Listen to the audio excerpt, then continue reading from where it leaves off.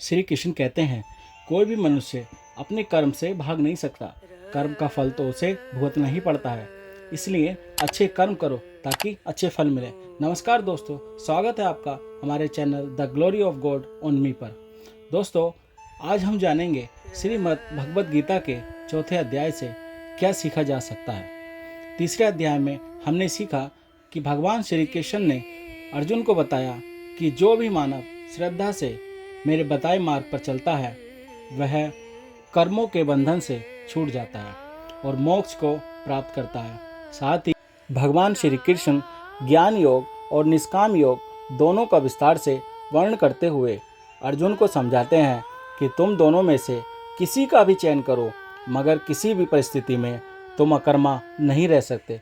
अर्थात अपने मन पर नियंत्रण करके कर्म तो तुम्हें हर हाल में करना ही होगा। साथियों, इससे पहले भगवद गीता के चौथे अध्याय में खो जाएं।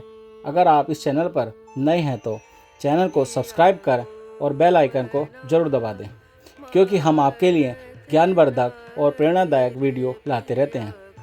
श्रीमद् भगवद गीता के चौथे अध्याय में हम जानेंगे कि भगवान कब और किस रूप में धरती पर आते हैं, भगवान को कैसे प्राप्त किया जा सकता है, गुरु से ज्ञान कैसे लिया जा सकता है और ज्ञान लेना क्यों जरूरी है। तो चलिए विस्तार से जानते हैं श्रीमद् भगवद गीता के चौथे अध्याय से मिलने वाली सीख और शिक्षाओं के बारे में। चौथे अध्याय में भगवान श्री कृष्ण अर्जुन को दिए जा रहे दिव्य ज्ञान के बारे में बताते हुए कहते हैं कि यह वही शाश्वत ज्ञान है जिसका उपदेश उन्होंने आरंभ में सर्वप्रथम सूर्यदेव को दिया था और सूर्यदेव ने मनु को और मनु ने राजा इक्ष्वाकु को दिया था। अब भी अर्जुन, जो उनका प्रिय मित्र और परम भक्त है, श्री कृष्ण उसके सामने इस दिव्य ज्ञान को प्रकट कर रहे हैं। तब अर्जुन प्रश्न करता है कि आप मेरे सामने वर्तमान में खड़े हो और इस ज्ञान को युगों पहले सूर्यदेव को कैसे दे सके। श्री कृष्ण कहते हैं, तुम्हारे और मेरे अनेक जन्म हो चुके हैं, तुम उन्हें भूल चुके हो जबकि मुझे उनका सबका स्मरण है। श्री कृष्ण स्पष्ट करते हुए कहते हैं कि वे अर्जुन के सामने एक मनुष्य रूप में खड़े हैं। केवल इस कारण से उनकी तुलना मानव से नहीं करनी चाहिए। कुछ लोग इस बात को विरोध करते हैं कि भगवान मनुष्य का रूप धारण करते हैं। भगवान दो रूपों में प्रकट होते हैं, निराकार ब्रह्मा के रूप में और साकार भगवान के रूप में। जब जब धरती पर धर्म घटता है और अधर्म बढ़ता है, तब उसी में पृथ्वी पर अवतार लेता हूँ। भक्तों का उद्धार और दुष्टों का विनाश करने के लिए और धर्म की मर्यादा पुनः स्थापित करने के लिए मैं प्रत्येक युग में प्रकट होता हूँ। हे अर्जुन, जो मेरे जन्म और कर्म की दिव्य प्रकृति को जानते हैं, वे शरीर छोड़ने पर संसार में पुनः जन्म नहीं लेते, अपितु मेरे नित्य धाम को प्राप्त करते हैं। जिस भाव से लोग मेरी शरण ग्रहण करते हैं, उसी भाव से उनके अनुरूप मैं उन्हें फल देता हूँ। हे अर्जुन, सभी लोग जाने या अनजाने में मेरे मार्ग का ही अनुसरण करते हैं।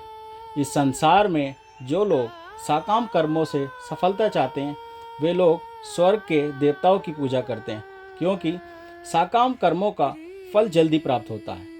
इस संबंध में एक सुंदर कथा इस प्रकार है। संत फरीद भारतीय इतिहास में प्रसिद्ध शक्तिशाली बादशाह अकबर के दरबार में गए। वह जनता के दरबार में बैठकर अकबर की प्रतीक्षा करने लगे, जबकि अकबर दूसरे कमरे में प्रार्थना कर रहा था। संत फरीद ने उस कमरे में झांककर देखना चाहा कि वहाँ क्या हो रहा है। वह ये देखकर हैरान रह गए कि अकबर भगवान से अधिक शक्तिशाली सेना, धन से भरी तिजोरियां और युद्ध के विजय पाने की प्रार्थना कर रहा था। अकबर को कुछ बोले बिना बाबा फरीद राज दरबार में लौट आए। अकबर अपनी प्रार्थना पूरी करने के पश्चात जनता दरबार में आया और उन्होंने संत फरीद के दर्शन किए। अकबर ने संत फरीद से पूछा कि क्या उन्हें किसी चीज़ की आवश्यकता है।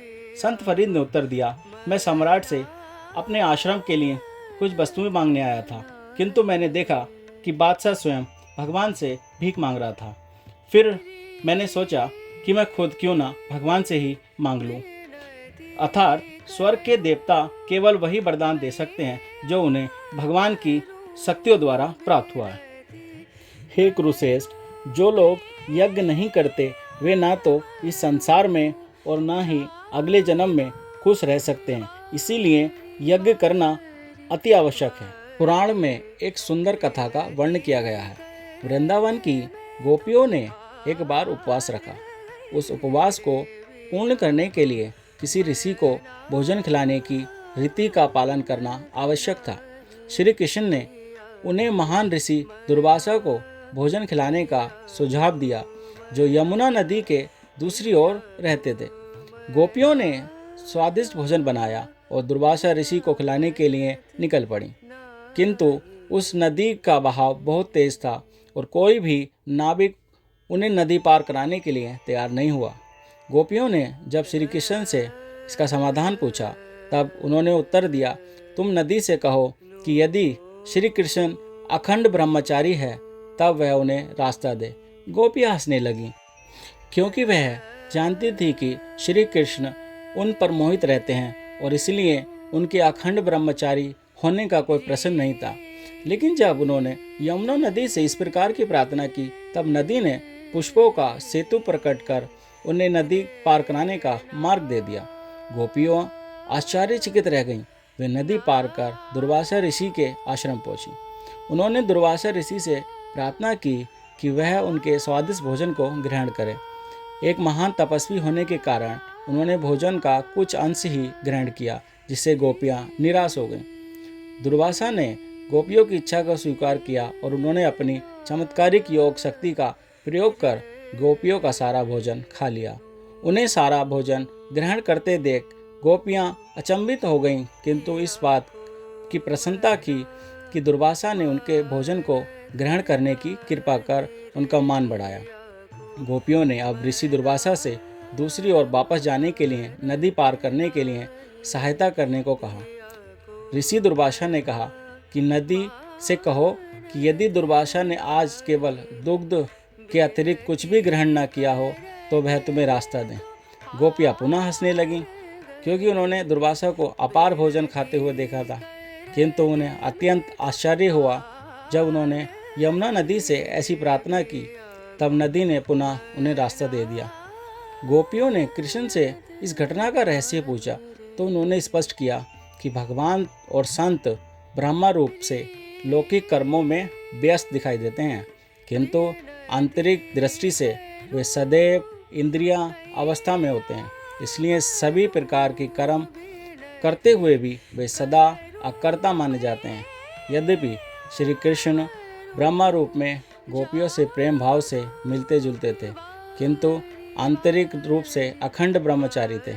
इसी प्रकार दुर्वासा ने गोपियों द्वारा अर्पित किया गया स्वादिष्ट भोजन खाया, किंतु आंतरिक दृष्टि से उन्होंने मन में दुग्ध का स्वाद ही चखा था। ये दोनों कर्म में अकर्म के सटीक उदाहरण हैं।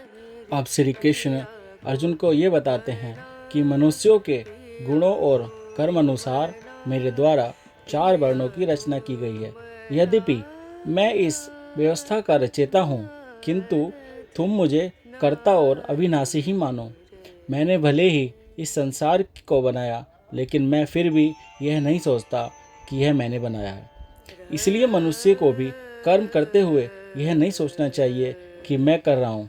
जो मनुष्य किसी भी कर्म के फल कर्म करता है वह सबसे अच्छा होता है। जिसको अपने शरीर पर कोई घमंड नहीं होता और जो अपने मन और इंद्रियों को बस में रखता है वही मनुष्यों में श्रेष्ठ है। हे अर्जुन, जो मनुष्य इस धरती पर खुश नहीं रह पाता वह परलोक में भी खुश नहीं होता। इसलिए किसी भी मनुष्य को अपने गुरु को पहचान करके अपनी इंद्रियों को जीतकर अपना लालच छोड़कर गुरु की सेवा करके उनसे वह ज्ञान सीखना चाहिए जिससे बड़े बड़े पापी भी मेरी शरण में आ जाते हैं। जिस तरह से आग सूखी लकड़ियों को जलाकर राख बना देती है, उसी तरह से गुरु से सीखा हुआ ज्ञान भी हर अज्ञान को मिटा देता है। हमेशा कर्म करने वाला और हमेशा मुझसे श्रद्धा रखने वाला ही मुझको प्राप्त होता है। इसलिए जिसने भी कर्मयोग से सभी कर्मों को खुद को कर्ता न मानते हुए परमात्मा को अर्पण कर दिया है, ऐसा मनुष्य को उसके कर्म नहीं बांधते। इसलिए हे अर्जुन, तू भी मेरे इस दिए हुए ज्ञान को यह समझ कि कर्म तू नहीं बल्कि मैं कर रहा हूँ। अतः तुम्हारे मन में जो भी अज्ञान प्रश्न उत्पन्न हुए हैं उन्हें ज्ञान रूपी शस्त्र से काट डालो। और हे भरतवंशी अर्जुन, उठो, खड़े हो जाओ और युद्ध करो। दोस्तों, इस चौथे अध्याय में साफ बताया गया है कि जब भी इस पृथ्वी पर धर्म का नाश होगा और अधर्म की उन्नति होगी, तब तब मैं इस धरती पर अवतार लेकर पुनः धर्म की स्थापना स्थापित करूंगा। साथ ही अगर आपको कुछ सीखना है तो उसके प्रति आदर और सम्मान होना चाहिए, कोई लालच नहीं होना चाहिए। इसीलिए आप किसी भी जगह से क्यों ना हो, आपको अपने गुरु या ब्राह्मण से ज्ञान तो लेना ही चाहिए, ताकि आप सही कर्म कर सकें और परमात्मा की प्राप्ति कर सकें।